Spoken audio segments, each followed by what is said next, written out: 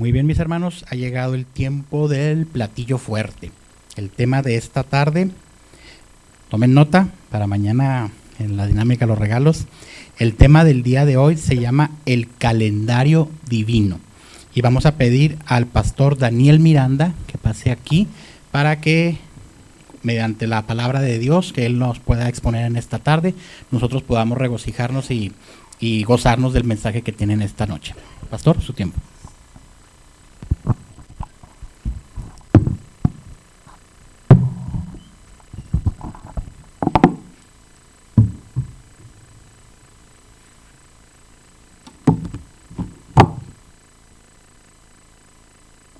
Estoy muy contento en esta noche de poder ver a algunos rostros de amigos que nos han visitado, a nuestra querida amiga Blanca.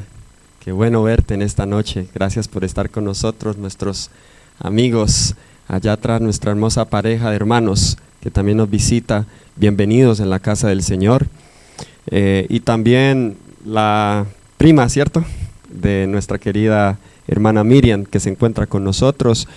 Bienvenida también aquí a la casa de Dios, y cada uno de ustedes que nos visitan, los hermanos regulares también de la iglesia. Estamos muy contentos de poder tenerlos con nosotros en esta campaña que titula El Dios que cumple sus promesas. Como están notando, a medida que avanzamos en la campaña, estamos profundizando más, así que quizá tú dirás, bueno, llegué tarde a la campaña, ¿qué puedo hacer? Tenemos buenas noticias para ustedes.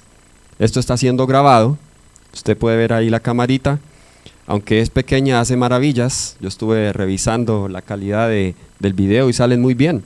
Así que pueden ir a YouTube, Adventista Central Juárez, al Facebook también tiene una página la iglesia, y allí suscríbanse al canal en YouTube, dele like a la página en Facebook, y usted podrá ver allí todos los temas, no solamente de esta campaña, sino videos que la iglesia sube, de nuestro pastor, y también las diferentes actividades que hace la iglesia para que pueda usted enriquecerse espiritualmente con la palabra del Señor. Saludamos también a aquellos que nos verán a través de las redes sociales. Gracias por conectarse. Sé que nuestro hermano Marco está compartiendo los videos y me ha compartido algunos de los comentarios que están haciendo las personas que están siendo bendecidas por estos videos, ¿sí? Algo muy sencillo podemos nosotros hacer para compartir la palabra, enviar un link a alguien, y sabe que eso ha transformado la vida de muchas personas. Eso lo puede hacer cualquiera porque hoy todos tenemos teléfono inteligente, podemos compartir un link con aquellos que conocemos. Bien, el día de hoy vamos a estudiar un tema, como bien se dijo, que titula El calendario divino. Ahora, ese título suena interesante porque quizá nosotros no nos imaginábamos que Dios tiene un calendario, un almanaque. A lo largo de la historia han surgido distintos tipos de calendarios. Antiguamente se usaban los calendarios lunares y los calendarios solares. En el pueblo de Israel se manejaban dos tipos de calendario otoñal o calendario primaveral. El calendario otoñal se utilizaba para la agricultura, el calendario primaveral se utilizaba para los servicios religiosos, ese era el calendario religioso. El otoñal comenzaba el año, lo que es para nosotros en el mes de septiembre, octubre, en esta estación. En el calendario de primaveral, pues el año comenzaba entre el mes de marzo y abril de nuestro calendario. Así que por eso a veces cuando vemos fechas de Reyes, hay una discrepancia a veces entre Crónicas y Reyes, porque Crónicas sigue más un calendario religioso, primaveral, pero Reyes a veces sigue un calendario civil o agricultura, el calendario otoñal. Así que siempre el ser humano ha dependido de un calendario, siempre dependemos del tiempo. Antes de nuestro calendario juliano y gregoriano, primero estaba el juliano, pues los años se contaban era con respecto a eventos, generaciones, reyes, y los años antes de aproximadamente, hablemos de los primeros 2000 años de la historia de esta tierra, dicho sea de paso, Esta tierra no tiene miles y millones de años como nos dicen, como nos hacen creer la teoría evolucionista. Esta tierra tiene alrededor de 6.000 años. En realidad es un mundo joven todavía. Y los primeros 2.000 años es más difícil nosotros poder determinar fechas exactas, pero se utiliza una forma de calcular que se llama Anno Mundi, AM. Entonces usted verá que los años en este primer periodo es, digamos, el año 100 AM, o sea, es decir, el año 100, el año de la creación. ¿Cómo se sacan esas fechas? Se sacan contando las edades de los patriarcas. Adán vivió 930 años, pero cuando tenía 130 años tuvo su primer hijo y así usted comienza a hacer la fecha. Y de hecho yo tengo un estudio interesante donde con esas edades determino cuál fue la fecha exacta del diluvio. ¿Ok? Y por qué Enoc le puso a Matusalén el nombre Matusalén. El nombre Matusalén significa cuando muera vendrá el fin.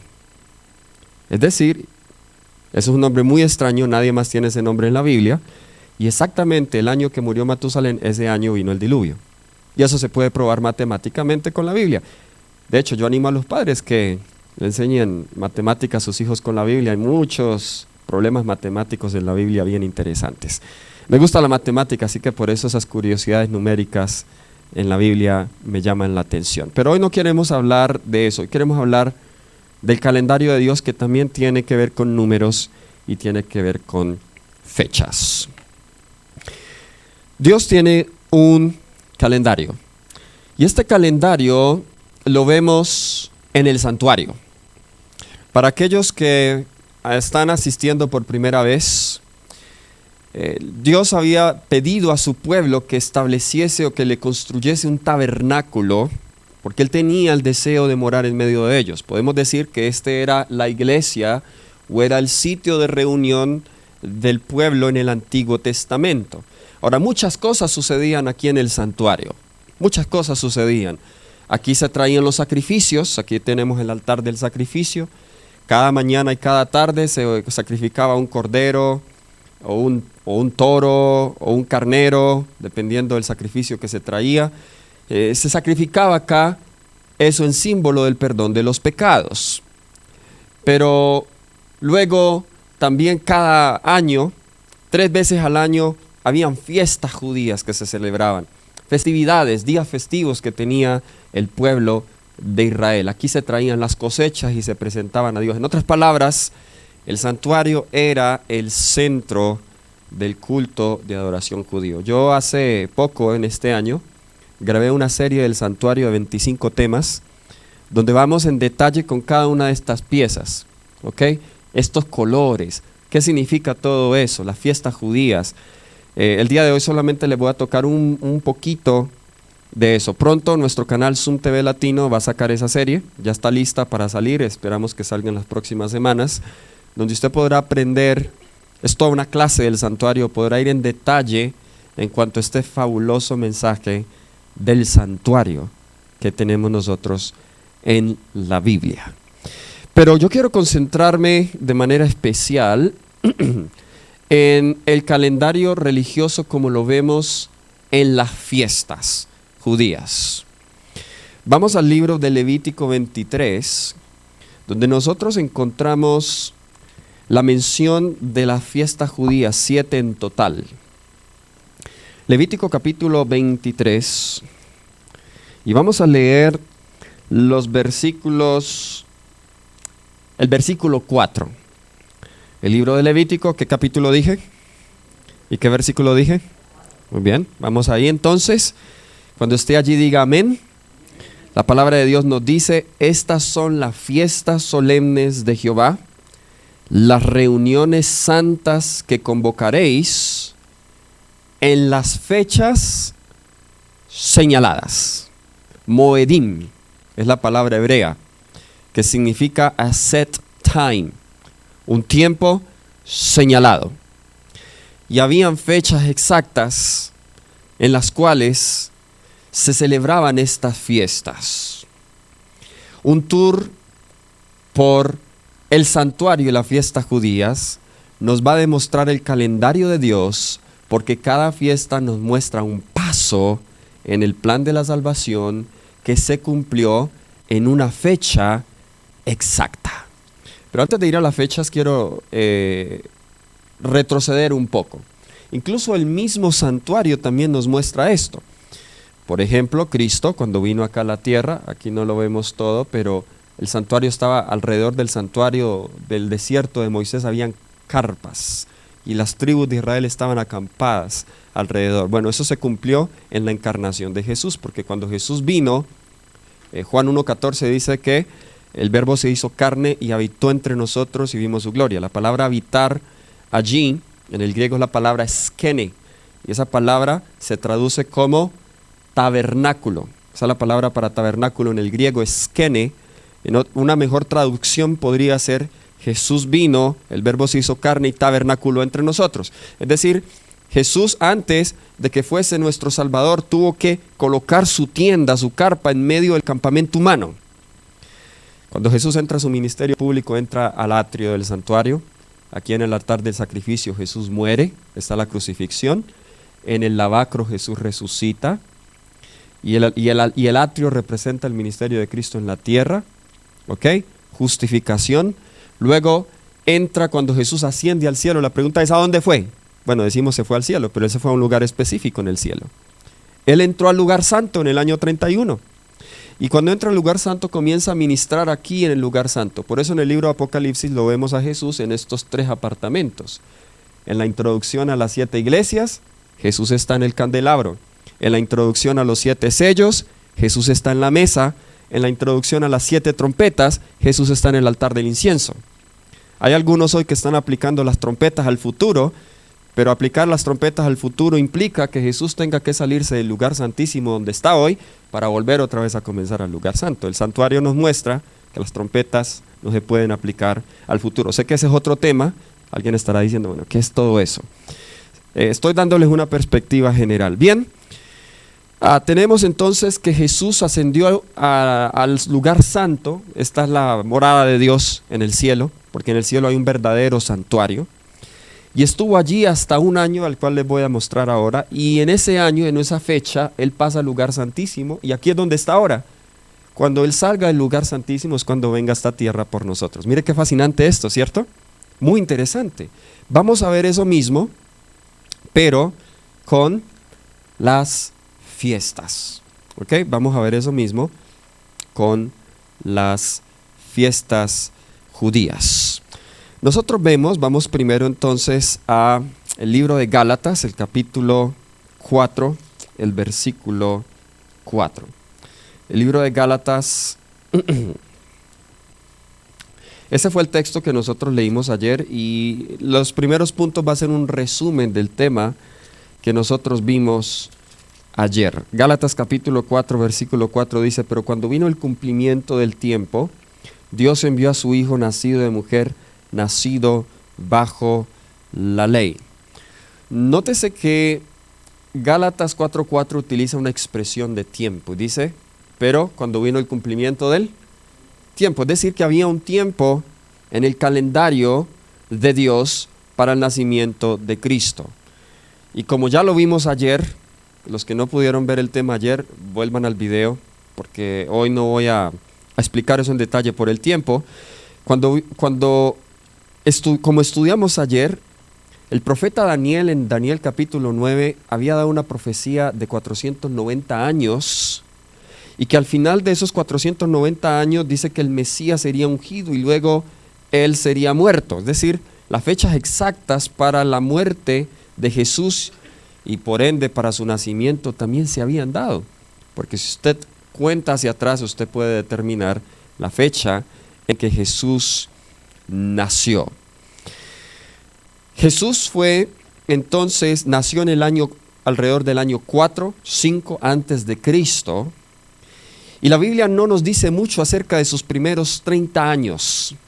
Solo nos dice que estuvo con sus padres, a la edad de 12 años fue al templo, pero no nos dice mucho.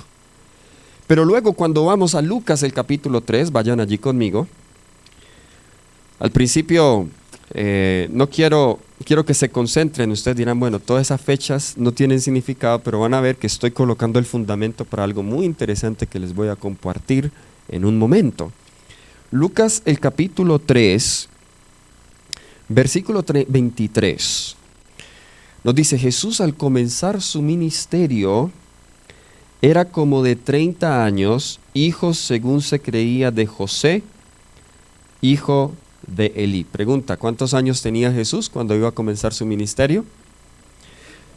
Dice que como 30 años. Ahora, eso está en el contexto del bautismo. Si usted lee los versículos 21 y 22, dice que eso sucede cuando Jesús fue bautizado por Juan el Bautista en el río Jordán. Es interesante que cuando Jesús es bautizado y Él llama a los primeros discípulos para que le sigan, ¿sabe cómo le llaman? El Mesías. Porque el bautismo de Jesús, como dice Daniel 9:25, 69 semanas de esa profecía, que son 483 años, llevarían hasta Mesías príncipe. Es decir, esos primeros 483 años marcarían la fecha cuando Jesús fuese bautizado.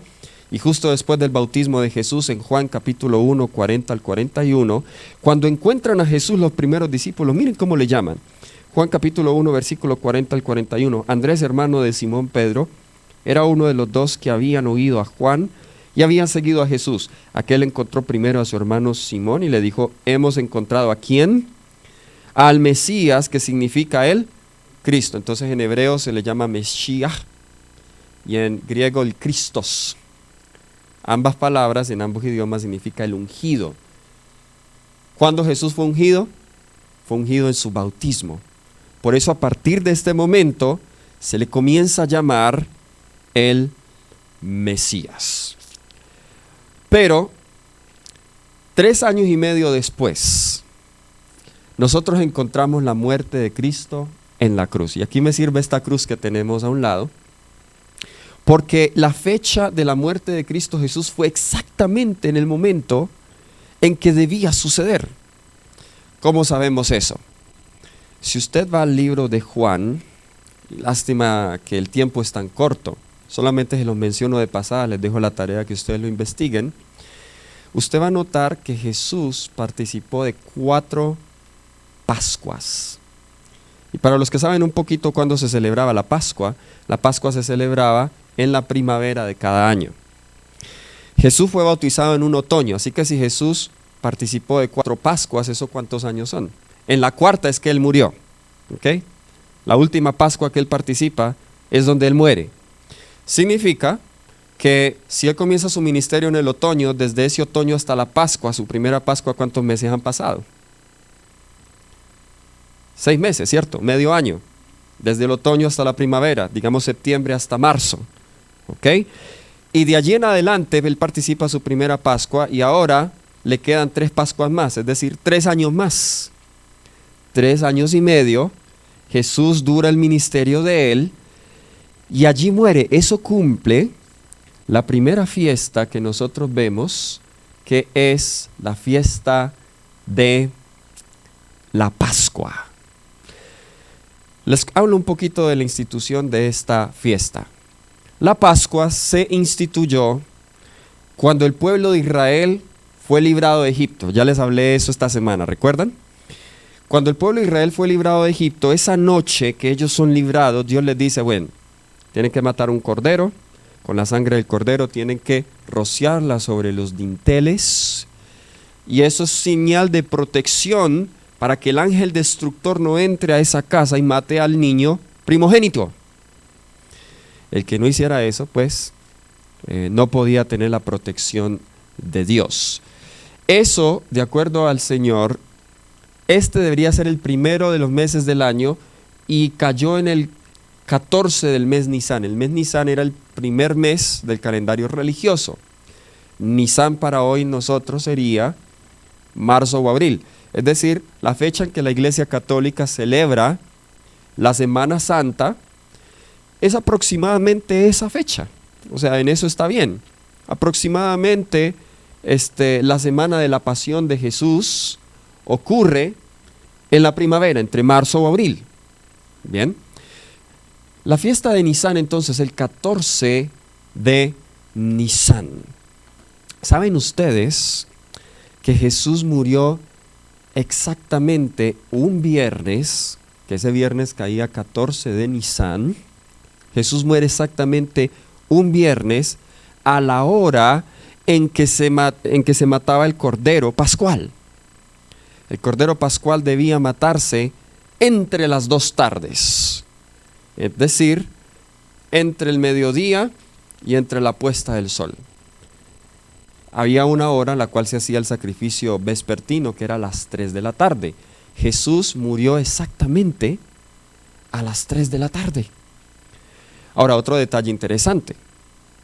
Este Cordero Pascual debía escogerse 4 días antes, es decir, el 10. ¿Saben Jesús, de acuerdo a un estudio detallado de la cronología, cuándo fue Jesús entregado por Judas o lo vendió con las monedas de plata? 4 días antes. ¡Qué maravilloso! Exactamente tal cual como lo había dicho el tipo. Para Jesús, hermanos, por eso Jesús tenía que morir ese año, porque si no moría ese año no hubiese cumplido estos símbolos. Déjenme compartirles algunas citas, porque Jesús conocía muy bien el calendario de su Padre. Vamos a Juan capítulo 2, versículo 4. Juan el capítulo 2 y el versículo 4. Este es el primer milagro de Jesús. Están en una boda, se acaba el vino, y entonces la mamá de Jesús sabía que su hijo es el Mesías y le dice: hijo mío, se acabó el vino. Pero ahora Jesús le responde a su mamá de la siguiente manera. Jesús le dijo: ¿qué tiene que ver con esto con nosotros, mujer? Claro, en un contexto occidental eso suena grosero, ¿cierto? Pero era una expresión que se usaba en aquellos tiempos de respeto hacia la madre. Jesús le dice: ¿qué tienes que ver eso con nosotros, mujer? Aún no ha llegado mi ¿qué? No ha llegado mi hora. ¿Conocía Jesús cuál era su hora? Sí, y por eso Jesús no se adelantó a proclamarse como el Mesías, porque le dijo: aún no ha llegado mi hora. En otra ocasión los hermanos de Jesús, algunos se preguntan: ay, pero ¿cómo es que Jesús tenía hermanos mayores y es que María no era virgen? Bueno, yo tengo una respuesta para eso, no lo puedo probar con la Biblia, pero es la respuesta más probable. Número 1, es posible que José haya sido mucho mayor que María, él murió primero. María se quedó viuda en realidad a muy temprana edad. José es posible que haya enviudado, haya tenido otros hijos, y viendo esos hijos de José, ahora María también se los ayuda a criar y son los medio hermanos de Jesús. 2 de esos escribieron libros del Nuevo Testamento. Uno es Santiago, él era el medio hermano de Jesús, y el otro es Judas, la epístola de Judas, él también era medio hermano de Jesús. Mira qué interesantes esos detalles, ¿cierto? Muy bien, entonces los hermanos de Jesús, entre estos estaba Santiago y Judas. En Juan capítulo 7, versículos 6 y 8 dice: entonces Jesús les dijo, ellos le dijeron a Jesús: ¿por qué no vas a la fiesta de los tabernáculos? Aparécete allá. Pero Jesús les responde. Entonces Jesús les dijo: mi tiempo aún no ha llegado, pero vuestro tiempo siempre está preparado. Ahora noten el versículo 8. Subid vosotros a la fiesta, yo no subo todavía a esa fiesta, porque mi tiempo aún, ¿qué cosa? No se ha cumplido. ¿Conocía Jesús el tiempo de su Padre? Claro que sí. Ahora, cuando Jesús le dijo a los judíos que su Padre lo había enviado al mundo, la Biblia nos dice en Juan 7:30, dice: entonces ellos intentaron apedrearlo, pero ninguno le echó mano, porque aún ¿qué? No le había llegado la hora. Es decir, Jesús pudo haber muerto antes, pero el Padre lo protegió porque no era la hora de morir. En otra ocasión Jesús estaba, déjeme ver si tengo este texto, no lo puse acá. Jesús estaba en su iglesia donde él creció. Y allí Jesús se declara el Mesías. Los de su iglesia se ofenden tanto que lo iban a tirar por un abismo, ¿sí recuerdan la historia? Pero dice que Jesús se les desapareció. En realidad lo que sucedió fue que ángeles lo tomaron y lo sacaron de allí porque aún no había llegado su hora. Noten lo que dice Juan 8:20. Juan capítulo 8, versículo 20. De nuevo Jesús está la fiesta de los tabernáculos y dice: estas palabras habló Jesús en el lugar de las ofrendas, enseñando en el templo, y nadie lo prendió porque no pudieron prenderlo. No, porque aún no había llegado su ¿qué? Su hora. Ahora, pasa un tiempo, está la semana de la pasión, y Jesús está en el templo, su última visita antes de salir, había sido rechazado por la nación, y llegan unos griegos a buscar a Jesús. Ahora noten lo que Jesús le dice a los griegos. Juan capítulo 12, versículos 23 y 27. Vamos a Juan capítulo 12, 23 y luego 27. Jesús les respondió diciendo, ¿qué les dijo esta vez? Ha llegado la hora para que el Hijo del Hombre sea glorificado. Versículo 27. Ahora está turbada mi alma, y que diré, Padre, sálvame de... Pero para esto he llegado a esta hora. ¿Conocía Jesús la hora? Jesús conocía la hora. Jesús conocía los tiempos de su Padre. Y Jesús, si conocía los tiempos de su Padre y murió en el tiempo exacto, nosotros debemos conocer los tiempos de nuestro Padre. Voy a hacer una pausa aquí y voy a hacer un paréntesis y quiero llevarlos a Primera de Crónicas, el capítulo 12, versículo 32. Saben, el pueblo de hoy, el pueblo de Dios de hoy debería tener las características de los hijos de Isaacar. Saben, los hijos de Isaacar se caracterizaban por tres cosas. El capítulo 12 de Primera de Crónicas describe el ejército de David. Y si usted lee todo el capítulo, allí dice, de los de la tribu de Judá, miles de hombres de guerra, todos, gente de lucha fuerte. Son números bien altos. Pero cuando llegamos a Isaacar, número 1, el número es muy bajito. Número 2, no son hombres de guerra. Pero tienen una característica que no tienen las demás tribus. De los hijos de Isaacar, ¿solo cuántos? Solo 200 principales, pero noten las características. Entendidos en los que, número 1, que sabían lo que Israel debía, número 2, y cuyas órdenes seguían todos sus. Estos eran los líderes. ¿Qué los hizo los líderes? Eran entendidos en los tiempos. Como entendían los tiempos, sabía qué debían hacer, y como sabía qué debían hacer, sus órdenes las seguían los hermanos. Les propongo algo. Es posible que la gente hoy no tome las decisiones que debe tomar porque es que no entienden qué tiempo estamos viviendo. Porque es que saber en qué tiempo vivimos debe llevar a una decisión. Yo sé que cuando es de mañana, como es el desayuno y no el almuerzo.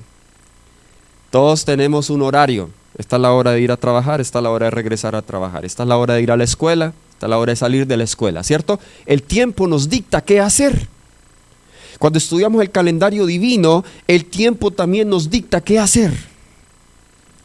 Y como les voy a demostrar, al final ya estamos en la etapa final de ese calendario y tenemos que mirar qué debemos hacer. Bien, como quiero llegar ahí, entonces voy a saltarme esto, voy a mencionarlo solamente. Si usted quiere entrar en más detalles, le recomiendo que vea mi serie que se llama Con Jesús en su santuario. ¿Ok? Muy bien, la siguiente fiesta, Jesús muere exactamente en la fecha que era.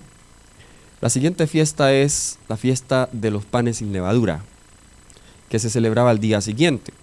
¿Cómo se cumplió esto en Cristo? Jesús mismo dijo que Él era el pan. ¿Ok? La levadura representa el pecado, de acuerdo a la palabra de Dios. La Biblia nos dice que el cuerpo de Jesús, cuando fue puesto en la tumba, no vio corrupción. Fue un cuerpo santo y no se agusanó, así como el maná que caía en el desierto, que el que se guardaba del día viernes al sábado, no se agusanaba. Por eso Jesús tenía que morir, era un día viernes. ¿Han escuchado la teoría de algunos que dicen que Jesús murió el miércoles y resucitó el sábado para que se cumplan los 3 días y las 3 noches en el vientre del pez de Jonás? Sí, algunos tienen esa teoría, pero esa teoría no es bíblica por varias razones. Una de esas es que no se cumpliría bien el tipo, porque la caída del maná en el desierto nos indica incluso que ese pan que representa a Cristo Jesús, el día sábado no se corrompía, no le salían gusanos, no hedía. Jesús cumplió la fiesta de los panes sin levadura en la tumba descansando. Pero la siguiente fiesta, el siguiente día, era la fiesta de los primicias. En ese día, la primera cosecha era la cosecha de cebada y se le presentaba una gavilla al Señor de cebada, como ofrenda, como primicia. Eso lo hacían a las 9 de la mañana, el día 16 de Nisán. Jesús cumplió esa fiesta cuando Él resucita el día domingo en la mañana y asciende al Padre esa misma mañana. ¿Sabían ustedes que el mismo día que Jesús resucitó ascendió al Padre? ¿Cómo sabemos eso? Porque la mayoría de personas creen que la primera vez que ascendió al Padre fue 40 días después. Pero ese mismo día Jesús ascendió al Padre y ese mismo día bajó. ¿Cómo sabemos eso?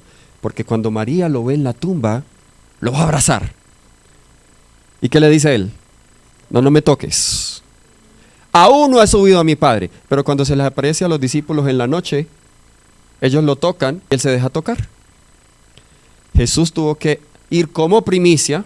Pablo dice que él es la primicia. Ante el Padre, se aparece ante el Padre y le dice: Padre, es mi sacrificio acepto para ti. Y el Padre acepta su sacrificio.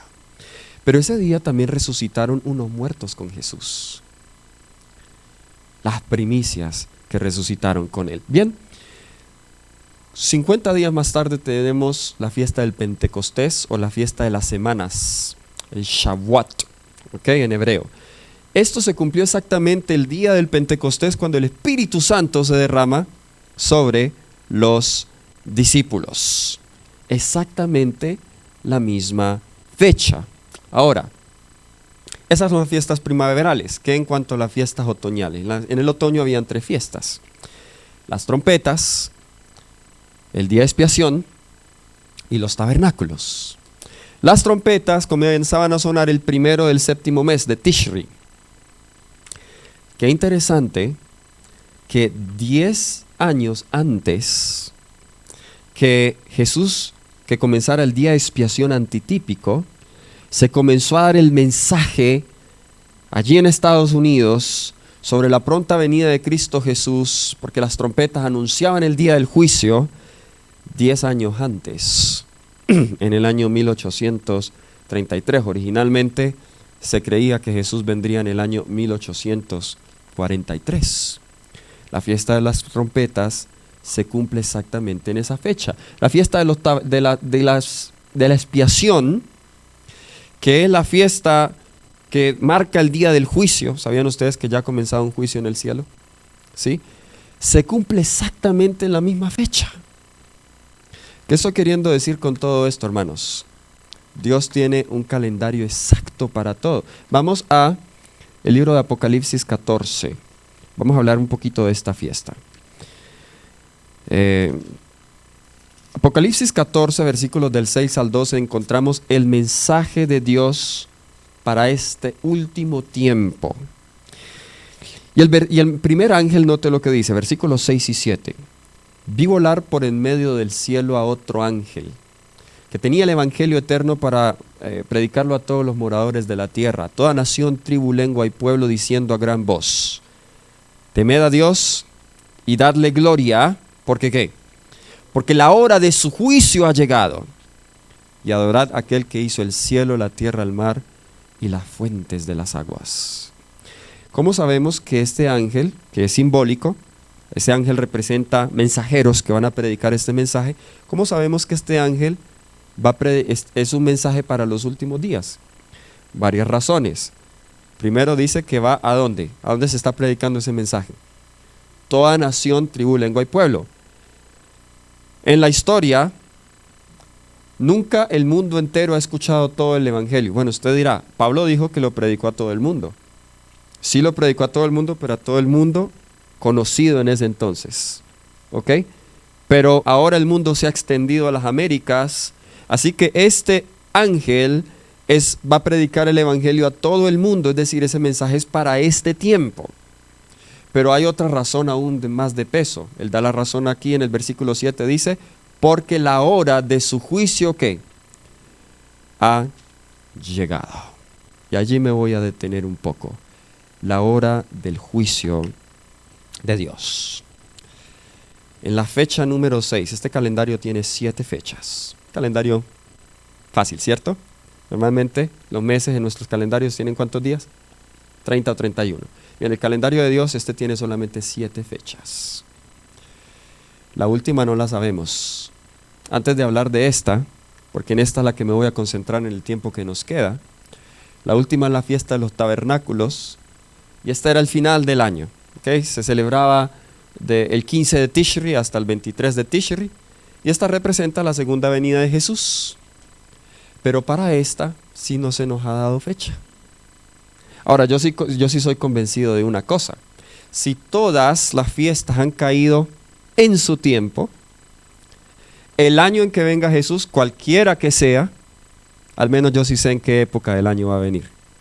Jesús va a venir en el otoño, porque esta caía en el otoño. Al tiempo más o menos como el tiempo que estamos ahora, pero esto no es colocar fecha, porque no sabemos cuál año va a ser ese. Jesús dijo, el día ni la hora, nadie lo sabe. Bien, concentrémonos entonces, todo esto que les he dicho, ¿qué importancia tiene para nosotros hoy? Es importante porque ahora estamos ubicados es aquí. Como les dije, como lo he mencionado, no les he dado evidencia bíblica para decir eso. Usted tiene que ver la serie o tiene que pedirle al pastor, a los ancianos que leen un estudio bíblico al respecto, porque esta fecha es muy importante para nosotros. Muchos ignoran este evento, pero este evento es tan importante como la cruz de Cristo. La crucifixión de Cristo se hizo provisión para los pecados de todo el mundo, pero en el día de la expiación, esos pecados son borrados del santuario y esa justicia de Cristo es vindicada ante el universo al ser aplicada sobre el pecador. Este día de la expiación, Yom Kippur en hebreo, es un día de juicio. ¿Sabían ustedes, hermanos, que la Biblia enseña del juicio? Vamos a leer algunos textos. Ahora sí vamos a quitar la presentación. La presentación era para mostrarles las imágenes. Y vamos a hablar un poco acerca de esa doctrina del juicio. ¿Por qué decimos que el día de la expiación era un día del juicio? Les explico un poco qué pasaba ese día. El santuario que les había mostrado, Dios había hecho provisión para el perdón de los pecados. ¿Cómo se hacía? Bien, si yo pecaba, digamos, le grité a mi esposa y luego el Espíritu Santo me dice, oye, no debiste haberle gritado a tu esposa. ¿Qué tenía que hacer yo?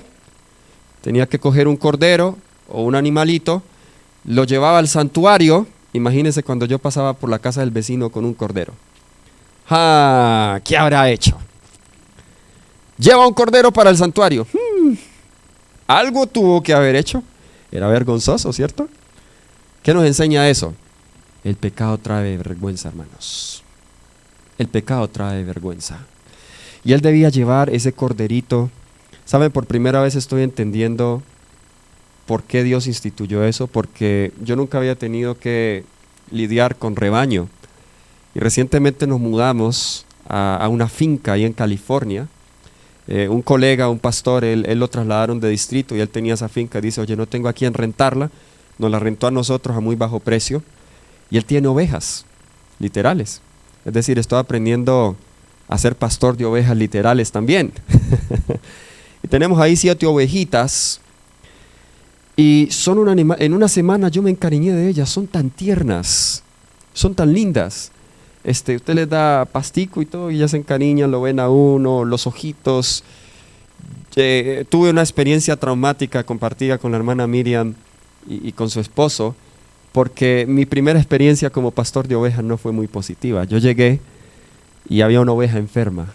El pastor sí me dijo, oye, hay una oveja enferma y parece que vamos a tener que ponerla a dormir porque no se va a recuperar. Pero él tuvo que irse, me dejó ese trabajo a mí.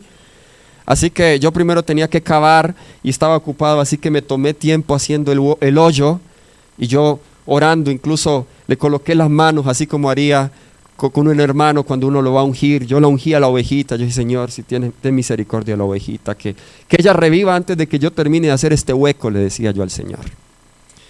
pero tristemente la ovejita murió. Solamente tuve un contacto 3 días con esa ovejita, mi corazón se partió. Imagínese si usted en aquellos tiempos tenía la ovejita, usted la criaba y luego usted comete un pecado y el animalito es el que tiene que pagar. Vamos a pensar en el cachorrito, en la mascotita que tenemos en la casa, y luego el Señor le dice: bien, por tu pecado, ve, ofrece a esa mascotita, porque si no la ofreces no puedes tener perdón de los pecados. ¿Estamos entendiendo lo que estamos diciendo? Era un acto doloroso, había dolor involucrado, sí, derramamiento de sangre, pero ahí no se terminaba el problema. ¿Por qué? Porque usted ya quedaba libre de pecado, pero ese pecado, esa sangre se rociaba dentro del santuario, en el velo y en los cuernos del altar. Es decir, el pecado quedaba registrado en el santuario. En este día, que ya se quitó la imagen, en el día de la expiación, no es importante, en el día de la expiación, ese día el sumo sacerdote entraba al lugar santísimo, el apartamento más privado del santuario, y hacía un ritual para limpiar el santuario. Bien, eso es un símbolo de lo que Dios instituyó eso en la tierra para mostrarnos lo que Él está haciendo en el cielo. En el año 1844 Jesús pasó del lugar santo al lugar santísimo y comenzó esa obra de juicio. ¿Por qué es una obra de juicio? Porque ese día se hacía separación. Los que se habían preparado para ese día, a través de la confesión de los pecados, el arrepentimiento, el ayuno, ese día ellos, sus pecados eran borrados del santuario. Pero los que no, la Biblia dice que serían cortados del pueblo. Esa obra de separación es una obra de juicio. Muchas personas hoy ignoran lo que dice el primer ángel: la hora de su juicio ha llegado. ¿Qué nos dice la Biblia del juicio? Vamos al libro de Romanos. El libro de Romanos, el capítulo 14, versículo 10. Libro de Romanos, el capítulo 14, versículo 10. Nos dice la palabra del Señor: tú pues, ¿por qué juzgas a tu hermano? O tú también, ¿por qué menosprecias a tu hermano? Porque todos compareceremos ante el tribunal de Cristo. Pregunta: ¿cuántos van a comparecer ante el tribunal de Cristo? Sea que yo sea cristiano o ateo, ¿o será que los ateos no? Todos. ¿Solo los de México? ¿Los de Colombia también? ¿Qué tal los de Estados Unidos? Todos compareceremos ante el tribunal de Cristo. Así que hay personas que dicen: lo que pasa es que yo no quiero entrar a la iglesia porque no me quiero comprometer con el Señor. Yo recuerdo una persona una vez que yo le estaba dando estudios bíblicos y la persona dijo: no, ya no quiero aprender más porque yo sé que si entre más conocimiento obtenga, más responsable soy ante el Señor, así que yo quiero más bien quedar con menos responsabilidad. Y yo le dije: sea que aceptes o no, tú también vas a aparecer ante el tribunal de Cristo, vas a ser juzgado. Sea que tengas conocimiento o no tengas conocimiento, vas a ser juzgado de acuerdo a lo que tú sabes. Así que nadie, hermano, se va a librar del juicio. Eso es una realidad para todos. Ahora, ¿para qué es el juicio? A veces pensamos en el juicio y decimos: qué miedo eso. El juicio es buenas noticias para los creyentes. El profeta Daniel vio esa escena de juicio en Daniel capítulo 7, y note lo que vio el profeta Daniel. Daniel capítulo 7. He conocido hermanos de iglesia que le tienen miedo al juicio, pero no debemos temerle miedo al juicio. ¿Saben por qué? Porque para los que están en Cristo el juicio es buenas noticias. ¿Alguna vez usted ha sido acusado falsamente y ha sido llevado a la corte incluso por mentiras? Si usted tiene un buen abogado, si hay un buen juez, y si usted sabe que no lo hizo, ¿cómo va a estar ese día del juicio? ¿Va a tener miedo? No. Por eso el juicio es buena noticia para nosotros. Tenemos un acusador que se llama el diablo y nos acusa ante Dios, pero en el día del juicio lo que el Señor hace nos vindica a nosotros. Nos dice, fuera ante el universo, lo que el diablo está diciendo de Daniel, lo que el diablo está diciendo de Miriam, lo que el diablo está diciendo de mi tocayo Daniel aquí, eso es mentira, porque él me ha aceptado a mí y yo como abogado y yo como juez lo defiendo. Dicho sea de paso, la Biblia dice que Jesús es tanto el abogado como el juez. En Juan 5, 21 creo, dice que el Padre a nadie juzga, pero ha dado todo juicio a su Hijo. Pero en primera de Juan 2:1 dice que abogado tenemos para con el Padre, a Jesucristo el justo. ¿Alguien aquí conoce un poco de leyes? ¿Hay un abogado aquí? ¿No? Bien, pero esto es una pregunta básica. ¿Será que de acuerdo a las leyes hoy de los países, el abogado puede ser el mismo juez? ¿Se puede eso? ¿Por qué no se puede? ¿Cómo?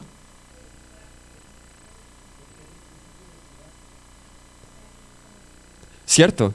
Porque imagínense si el abogado es el mismo juez, ese abogado va a ganar todos los casos, los va a pasar todo a su favor. Ah, pero hay buenas noticias. Porque en el juicio celestial, el mismo juez que Jesús es el mismo abogado. Es decir, si tú estás con Cristo, tienes que estar seguro que tu caso va a ganar. Esas son las buenas noticias del juicio. Hay algunos que dicen, no, un predicador muy prominente de nuestra iglesia desafió esta enseñanza del juicio, Desmond Ford, y él decía, esa enseñanza no es cristiana, porque si yo digo que yo pedí perdón por mis pecados y el Señor me perdona, ¿cómo voy a tener paz pensando que mis pecados siguen registrados en el cielo? Eso no nos debe quitar la paz. ¿Por qué? Porque es que si están registrados en el cielo es buena noticia, porque el Señor me va a vindicar. El Señor me va a defender ante el diablo, que me acusa. Va a decir, mira, sí, él cometió todos esos pecados. Ah, pero con mi sangre yo los limpio. Ahí en Daniel 7 nos dice el versículo,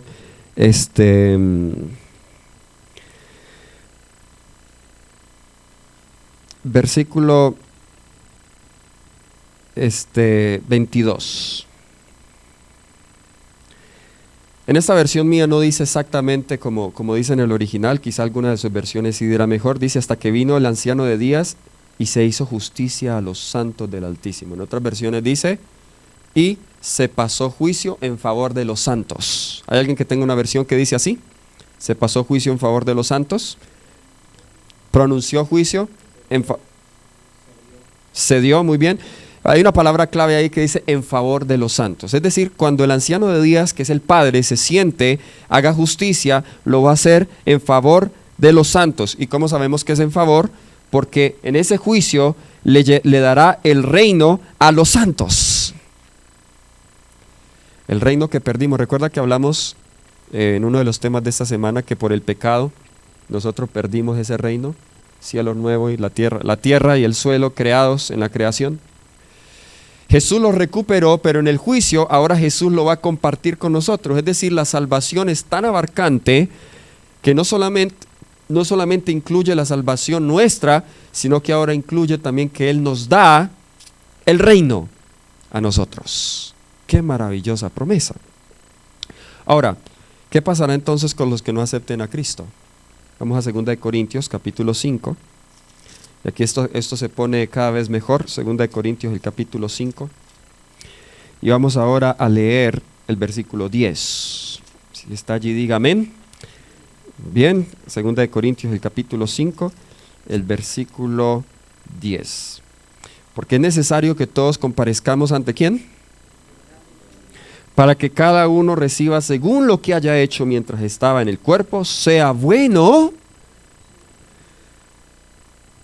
No nos engañemos nosotros pensando que lo que yo hago acá es insignificante. Hay veces que nosotros creemos que nosotros podemos engañar a Dios. Tú puedes hacer cosas sin que nadie vea, pero Dios todo lo ve. Y en el día del juicio, todo eso va a salir a la luz, tanto lo bueno como lo malo. El día del juicio vamos a ser juzgados por eso. Entonces, surge una pregunta, les hago una pregunta. Si entonces, después de que yo muera, de hecho, déjenme primero les pruebo eso con la Biblia, el juicio no sucede al yo morir. ¿Ok? Eso es un detalle muy importante. Note lo que dice Hebreos capítulo 9, versículo 27. Hebreos capítulo 9, versículo 27. El juicio, yo no soy juzgado al momento de yo morir. Vamos a leer lo que dice la Biblia. De la manera que está establecido para los hombres que mueran una sola vez y después de eso, ¿qué? el juicio. Y luego el versículo 28 dice, así también Cristo fue ofrecido una sola vez para llevar a los pecados de muchos y aparecerá por segunda vez en relación con el pecado para salvar a los que le esperan. Noten la secuencia, muero, hay juicio y luego Jesús viene. Es decir, entre mi muerte y la segunda venida de Jesús hay un periodo que se llama el periodo del juicio, que es lo que estamos viendo acá. Significa que si el juicio se hace en ese periodo, yo no recibo la recompensa al morir. ¿Cuándo es que uno recibe la recompensa? Vamos a Apocalipsis 22, Apocalipsis capítulo 22, y vamos a leer el versículo 12. Ese está fácil, es la última página ahí de la Biblia, Apocalipsis 22, 12. Note lo que nos dice la palabra de Dios. He aquí vengo pronto y mi galardón, deme un sinónimo de galardón, mi premio, mi recompensa conmigo, ¿para qué? Para recompensar a cada uno según sea su obra. ¿Suena eso similar a 2 Corintios 5:10? Sí. Es decir, que ¿cuándo es que Él da la recompensa? ¿Cuando uno muere o cuando Él venga por segunda vez? Pero para determinar cuál fue la recompensa debe haber un periodo de juicio donde se examina la vida de cada persona y dice, ok, esta persona se arrepintió, la recompensa es la salvación. Esta persona no se arrepintió, la recompensa es la perdición. Esto entonces elimina lo que algunos enseñan, que si yo fui malo, al momento de morir me voy ¿para dónde? Para el infierno. Si fui bueno, al momento de morir, me voy para el cielo. Y si fue medio malo, pues tengo una segunda oportunidad, pero me voy al purgatorio para que se me purguen los pecados y después de cierto tiempo voy al cielo. O si un niño muere sin ser bautizado, se va al limbo. No, eso no lo enseña la Biblia, porque la Biblia me enseña a mí que cuando yo muero, yo voy a la tumba, quedo dormido, no me voy a ninguna parte y espero en la tumba el juicio. Yo soy juzgado mientras yo estoy muerto. ¿Ok? Bueno, la pregunta es, ¿y eso cómo funciona? Porque es que Dios tiene registros en el cielo, en libros. Y ahí en esos libros está la vida exacta de cada uno de nosotros. Así como nosotros estamos en el cielo presente en un libro, no en persona, así Cristo está en el cielo en persona, pero está presente acá en la tierra en un libro, en la Biblia. ¿Ok? De la misma manera. Ok. Eso es el juicio, hermanos. Entonces, si estamos viviendo en el día del juicio, recuerda a los hijos de Isaacar, ellos sabían el tiempo. ¿Cuál es el tiempo en que estamos viviendo? El día del fin, el tiempo del fin, que es el día del juicio, el tiempo del juicio. El primer ángel dice, temed a Dios, dadle gloria, porque la hora de su juicio ha llegado. Dos cositas con las cuales voy a concluir. El primer ángel me dice, de hecho, tres cositas. El primer ángel me dice que haga tres cosas porque estamos en la hora del juicio. Volvamos allí, Apocalipsis 14, 7. Apocalipsis 14, 7. Tres cosas que me pide el primer ángel que yo haga porque estamos en el día del juicio. Volvámoslo a leer, dice, decía a gran voz, temed a Dios, dadle gloria, porque la hora de su juicio ha llegado, y ahí está la tercera, adorad a aquel que hizo el cielo, la tierra, el mar y las fuentes de las aguas. Vamos una por una. La primera cosa que debo hacer es ¿qué? Ya que estamos viviendo en el día del juicio, ¿qué debo hacer? ¿Qué es eso? ¿Será que es tenerle pavor a Dios? ¿Qué es temer a Dios? Vamos a Eclesiastés, capítulo 12. Ustedes notarán que yo estoy citando mucho la Biblia porque yo quiero que ustedes crean en lo que dice la palabra de Dios. Eclesiastés capítulo 12, versículo 13 y 14. Eclesiastés capítulo 12, versículo 13, 14, la Biblia dice, el fin de todo el discurso que has oído es este. ¿Cuál es? Teme a Dios, ¿y qué más? Guarda sus mandamientos, porque esto es el todo del hombre, pues Dios traerá toda obra a juicio juntamente con toda cosa oculta, sea buena o sea mala. ¿Sí ven el contexto del juicio? ¿Qué hay que hacer? Temer a Dios es ¿qué? Guardar los mandamientos. ¿Cuántos mandamientos hay? Si usted quiere saber cuáles son los 10 mandamientos, vaya a Éxodo 20. Y ya hablamos un poco de los 10 mandamientos. Entonces, si estamos viviendo en el tiempo del juicio, recuerda, dijimos, Jesús tiene un tiempo para todo, ya sabemos cuál es el tiempo en que estamos. Si estamos en el tiempo del juicio, ¿qué debemos hacer? Guardar los mandamientos. Número 2, darle gloria. ¿Qué es la gloria de Dios? Bien, la gloria de Dios es el carácter de Dios. Moisés le dijo a Dios en el monte, Éxodo 33, 18, muéstrame tu gloria. Y él le dijo, no me podrás ver, pero yo voy a pasar por un lado, me verás mi espalda y yo proclamaré el nombre delante de ti. Es decir, la gloria de Dios está en su nombre. Pero en el capítulo 34, el versículo 6 de Éxodo, él proclama su nombre y dice, Jehová, Jehová, misericordioso, piadoso, tardo para la ira, grande misericordia y verdad. ¿Qué está describiendo Jehová de él? Su carácter. Tardo para la ira, grande misericordia, la gloria de Dios es su carácter. Es decir, la gloria de Dios, darle gloria a Dios significa permitir que Dios entre en mi vida y transforme mi carácter. ¿Saben cómo perdimos esa gloria? Romanos 3:23 dice, por cuanto todos pecaron y están destituidos ¿de qué? La gloria. Entonces, vamos a aplicarle la reversa a ese versículo. Si el pecado destruye en mí la gloria de Dios, ¿cómo la restauro entonces? Dejando de pecar por la gracia de Cristo Jesús y por su sangre. O sea que este es el tiempo para renunciar a los pecados. Por último, el primer ángel dice, adorad a aquel que hizo el cielo, la tierra, el mar y las fuentes de las aguas. Hoy se está hablando, el gobierno está hablando, los gobiernos del mundo están hablando del cuidado del planeta. ¿Ok? Yo creo que hay que cuidar el planeta, ¿amén? ¿Todos creemos que hay que cuidar el planeta? Hay que cuidar el planeta. ¿Sabían ustedes que Dios, antes de que los gobiernos del mundo hablaran de un día para que el planeta descanse, ¿saben que Dios ya había hablado de ese día? ¿Cuál es ese día? Vamos a leerlo. Génesis 2. Después de que Dios crea todo, Él le da un día de descanso al planeta. Yo tengo la siguiente teoría. Si este día siempre se hubiera respetado en toda la historia, no habría calentamiento global. No habría calentamiento global. Esa es mi teoría. Génesis 2, 1 al 3. Dice, fueron pues acabados los cielos y la tierra y todo lo que hay en ellos. En el séptimo día concluyó Dios la obra que hizo y reposó el séptimo día de todo lo cuanto hizo. Entonces bendijo Dios el séptimo día, lo santificó porque Él reposó de toda la obra que había hecho en la creación. ¿Qué día reposó Dios? Séptimo día. Ahora vamos a ver si eso tiene significado para nosotros. Éxodo 20, 11. Bueno, del 8 al 11, y con estos textos voy terminando. Éxodo 20, del 8 al 11 dice, acuérdate ¿de qué? Del sábado, en el hebreo en realidad dice Shabbat, y si usted tiene una Biblia que dice día de reposo, es posible que haya un asterisco, un número allí, donde dice aquí se refiere al sábado, ¿ok?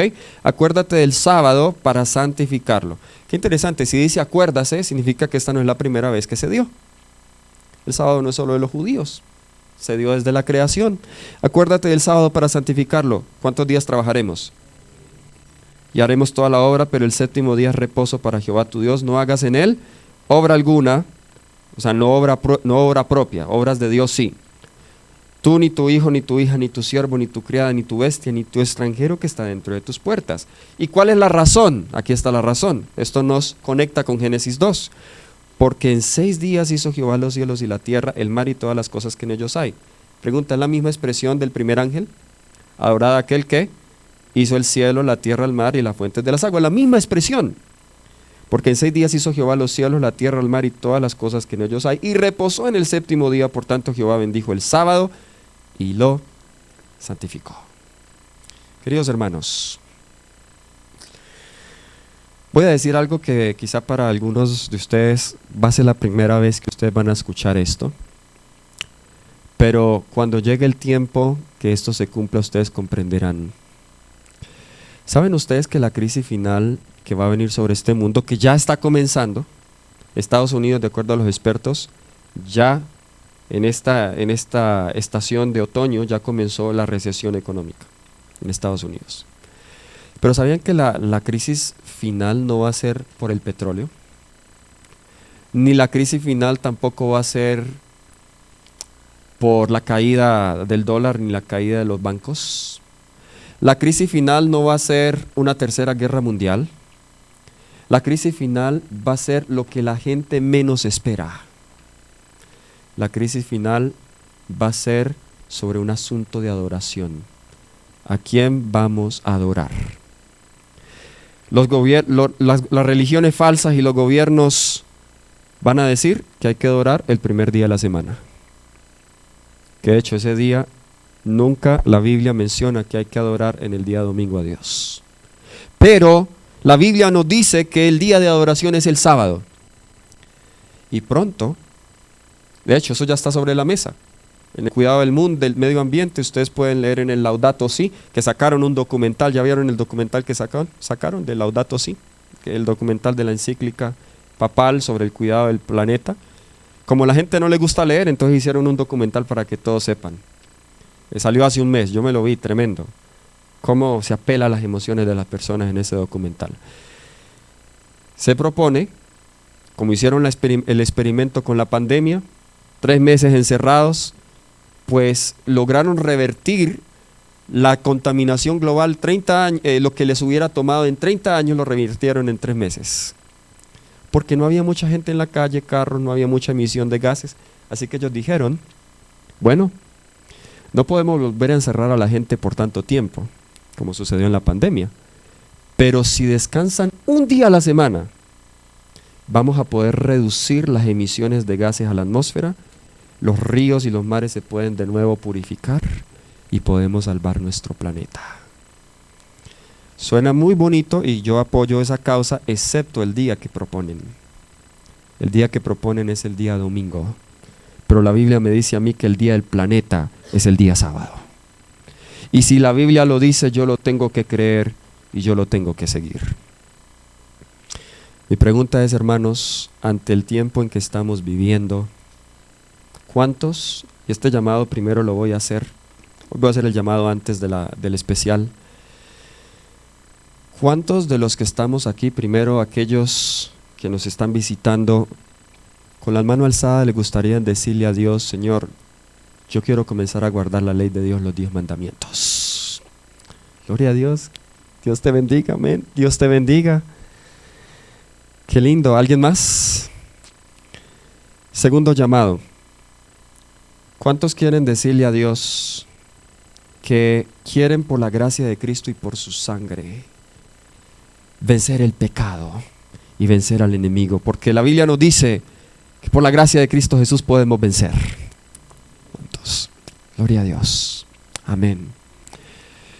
Este es el tiempo, hermanos, para vencer. Este es el tiempo para aceptar a Cristo Jesús. Estas cosas están en juego. Ustedes, y me atrevo a decir esto, no soy profeta, cuando esas cosas comiencen a suceder, y estoy convencido que van a suceder muy pronto, ustedes se van a acordar de este tema. Ustedes van a podrán regresar a YouTube, si aún tienen YouTube para ese tiempo, y pueden escuchar este tema una vez más, porque hermanos, la Biblia nos ha dicho lo que va a pasar. Ojalá tuviera tiempo para hacer un seminario profético, donde podríamos estudiar acerca de la marca de la bestia que habla la Biblia. La marca de la bestia es eso, el domingo. ¿Cómo la van a imponer en las personas? ¿Cómo se va a forzar y se prohibirá comprar y vender al que no obedezca a esas leyes? Por eso hoy es la prueba. Hoy es la prueba para obedecer a Dios. Algunas veces decimos, bueno, esta prueba es dura, porque es el día sábado es el día que mejor me va en el trabajo. El día sábado es el día que mi negocio prospera más. Pero ¿saben? Dios nos está probando porque lo que viene después es mucho más duro. Y yo sé que aquí hay testimonios de personas que han tenido que cerrar sus negocios los sábados, pero Dios les multiplica entre semana los ingresos. ¿Hay alguien aquí que puede testificar de eso? ¿Sí? ¿Cómo Dios bendice entre semana y compensa lo del sábado? Claro que sí. Yo conozco testimonios. Una hermana tenía una peluquería y ella aprendió el sábado. Justo la mayoría de clientes venían era el sábado. Y ella dijo, bueno, o el Señor o la peluquería. Ella decide cerrar su peluquería el día sábado. Y saben, cosas del Señor, la mayoría de clientes comenzaron a venir. Fue el domingo y más de los que atendía el sábado. Ella terminó incluso haciendo más dinero de lo que estaba haciendo antes, porque ese es el Dios que servimos. Cuando le somos fieles a Él, Él nos recompensa. Les dejo con este llamado, que el Señor nos ayude, que el Señor nos permita tomar decisiones, pasos, porque el tiempo se está acabando. Ya no es como Jesús dijo, aún no ha llegado la hora. El primer ángel nos dice, la hora del juicio ya llegó. Y como la hora del juicio ya llegó, esta es la hora de entregar la vida al Señor Jesús. Vamos a escuchar un hermoso especial a esta hora. Y al terminar ese especial vamos a terminar con una palabra de oración.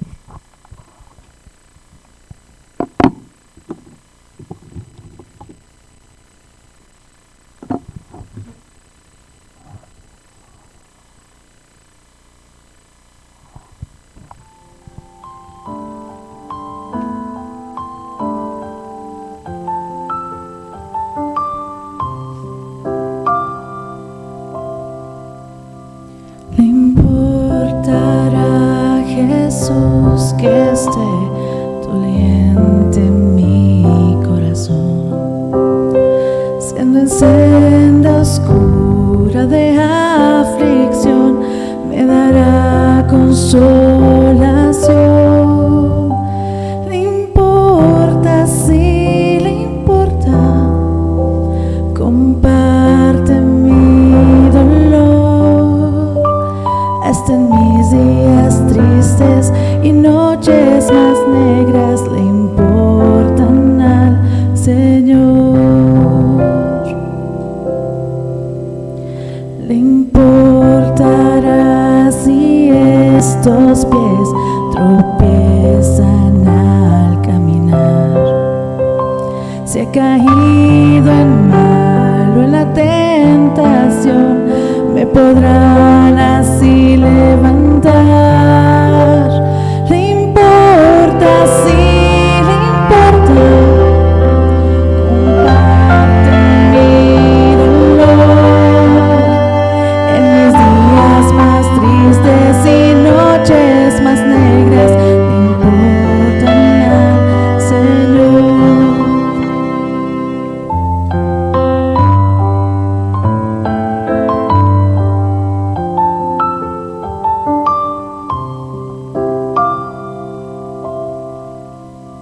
Le importará el día triste cuando diga adiós y mi corazón lleno de aflicción clame en medio del dolor.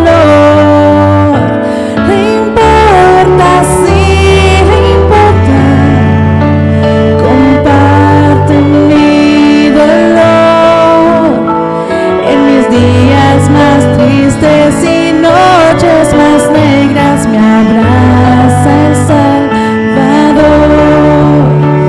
Le importa, sí le importa, comparte mi dolor, en mis días más tristes y noches más negras le importan al Señor. Le importan al Señor.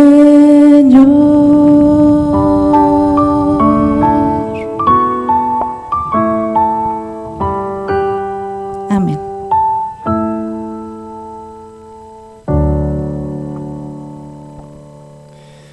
Vamos a ponernos en pie para orar.